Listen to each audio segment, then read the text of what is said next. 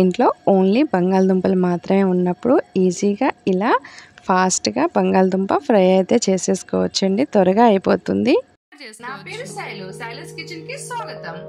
నేను ఇక్కడ 2 బంగాళదుంపలు అనేది తీసుకున్నానండి. నేను చాలా తక్కువ క్వాంటిటీలు చేసుకున్నాను కాబట్టి నేను 2 యూజ్ చేస్తున్నాను. మీరు ఏ క్వాంటిటీలు చేస్తారో దానికి తగ్గట్టుగా అన్నిటిని వేసుకోండి. సో ఇలా తీసుకొని చెక్కు తీసి నీట్గా క్లీన్ చేసి ఇలా స్లైసెస్గా కట్ చేసిన తర్వాత సన్నగా కట్ చేసుకుంటానండి. మరి పెద్ద పెద్ద ముక్కలు కాదు, కొంచెం చిన్నగా కట్ చేసుకుంటే మనకి త్వరగా ఫ్రై అవుతాయి కదా.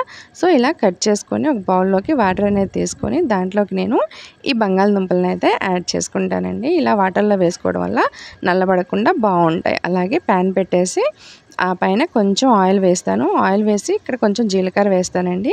జీలకర్ర వేసి కొంచెం కరివేపాకు అలాగే ఈ బంగాళదుంప ముక్కలను అయితే యాడ్ చేస్తాను.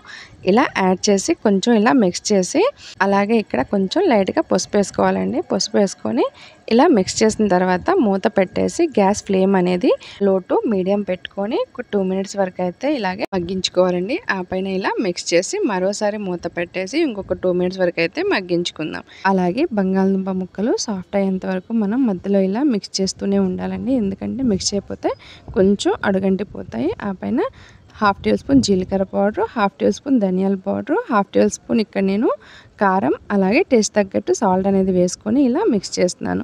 మిక్స్ చేసి కొంచెం సేపు మూత పెట్టేసి ఇవన్నీ మసాలాలు మనకి ముక్కలకైతే పట్టాలండి. ఆ పైన మూత తీసి మరోసారి మిక్స్ చేసి దీంట్లోకి నేను 1/2 టీ స్పూన్ గరం మసాలా అనేది యాడ్ చేసుకుంటాను. యాడ్ చేసి ఇలా కొంచెం సేపు మిక్స్ చేస్తూ ఫ్రై చేసుకోవాలి.